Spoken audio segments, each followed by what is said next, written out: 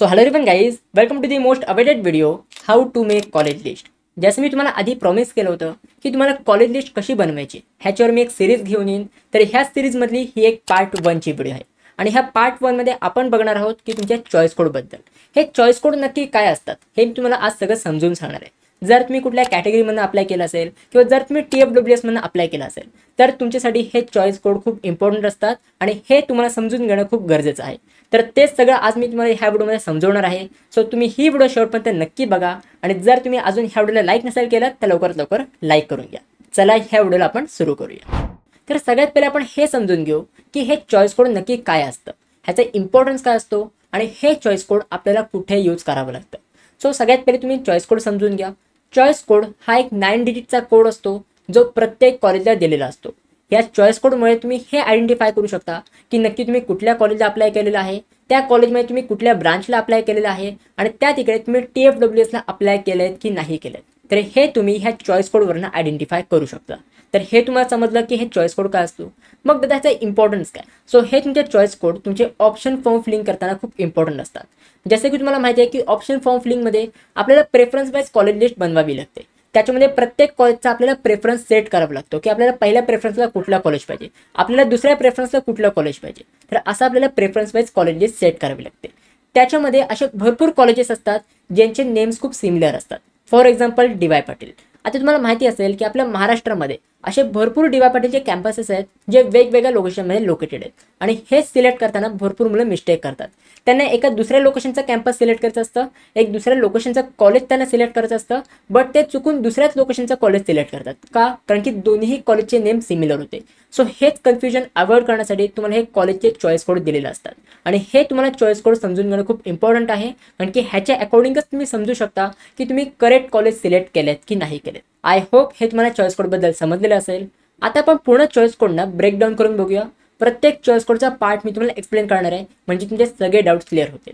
आता चॉईस कोडचा जो इनिशियल नंबर असतो, जो पहिला स्टार्टिंगचा नंबर असतो, हा काय तुम्हाला इंडिकेट करतो की ते कॉलेज कुठल्या लोकेशनमध्ये लोकेटेड आहे, त्या कॉलेजचं नक्की काय रिजन आहे हे तुम्हाला पहिला इनिशियल नंबर इंडिकेट करतो। जसं की ह्या चॉईस कोडमधला इनिशियल नंबर 3 आहे म्हणजे हे तुम्हाला काय इंडिकेट करतं की हे कॉलेज एक मुंबईमधलं कॉलेज आहे।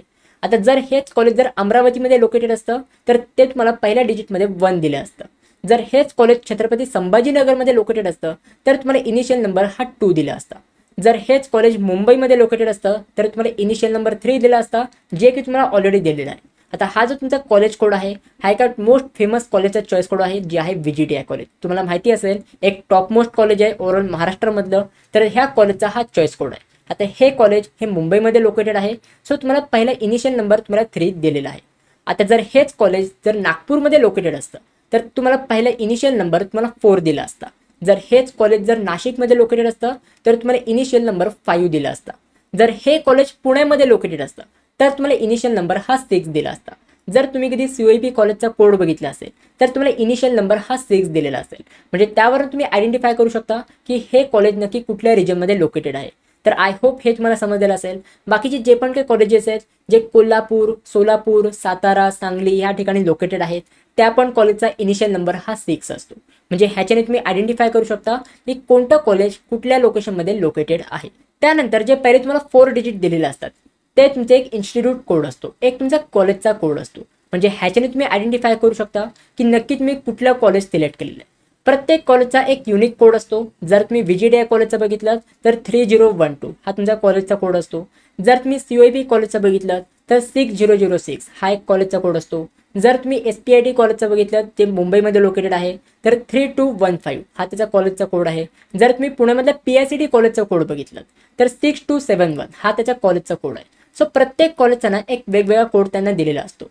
मग दादा एक कॉलेज कोड आपण कुठे चेक करू शकतो, तर हे तुमचे कॉलेज कोड तुमच्या कट ऑफ लिस्टमध्ये दिलेले असतात। जर तुम्ही तुमची कट ऑफ लिस्ट चेक केली तर जिथे तुमच्या कॉलेजचा नेम दिलेला असतं, जसं आपण VGTI कॉलेजचा कट ऑफ बघतोय, जिथे आपल्याला VGTI कॉलेजचं नेम दिलेलं आहे त्याच्या लेफ्ट साईडला तुम्हाला हा कॉलेज कोड दिलेला आहे 3012, म्हणजे ह्याच्याने आपण काय समजू शकतो की आपण VGTI कॉलेज हे आपण सिलेक्ट केलेलं आहे। सो जेव्हा तुम्ही ऑप्शन फॉर्म फिलिंग करता त्यावेळी जी तुमची कन्फ्युजन होते की तुम्ही भलत्याच लोकेशनचं कॉलेज सिलेक्ट करता, तर हे कन्फ्युजन तुमचं होणार नाही। तर त्यामुळे हा तुमचा कॉलेजचा कोड खूप इम्पॉर्टंट असतो।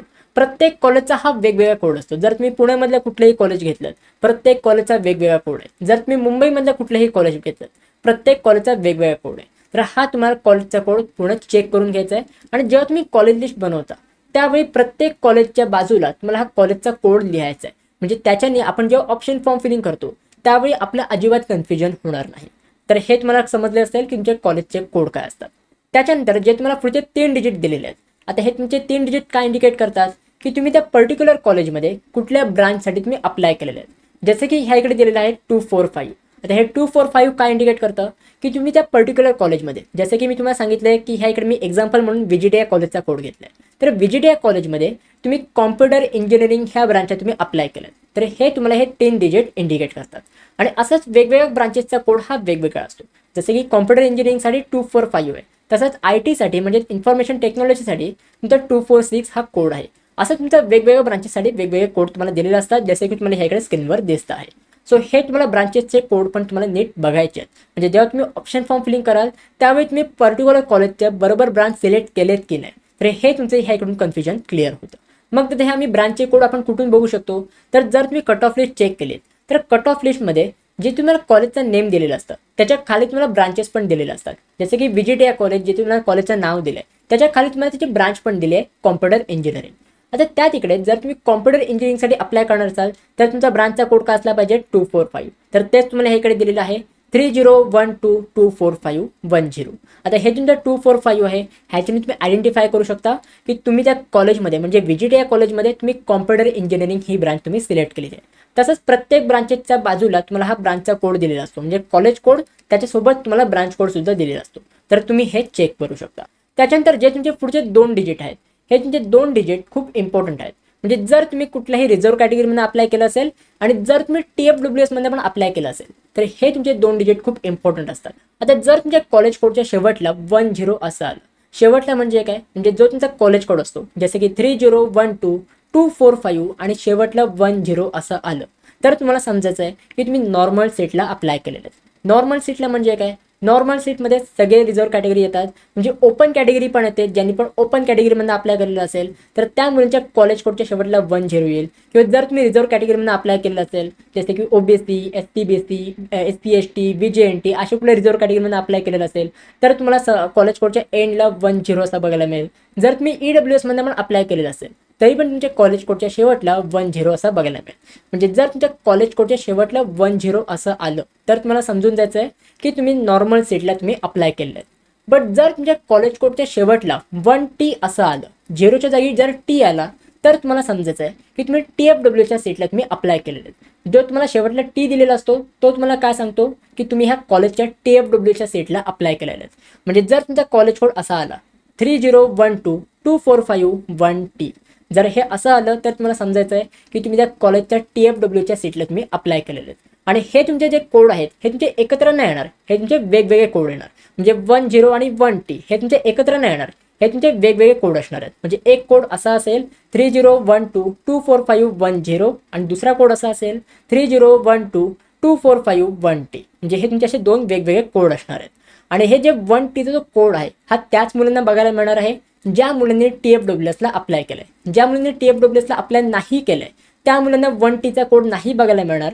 बट ज्या मुलांनी TFWSला अप्लाय केलेला आहे त्या मुलांना हे 1Tचा कोड बघायला मिळणार आहे. म्हणजे 10चा कोड पण बघायला मिळेल आणि 1Tचा कोड पण बघायला मिळेल. मग ते 2 कॉलेजचे कोड का इम्पॉर्टंट आहेत.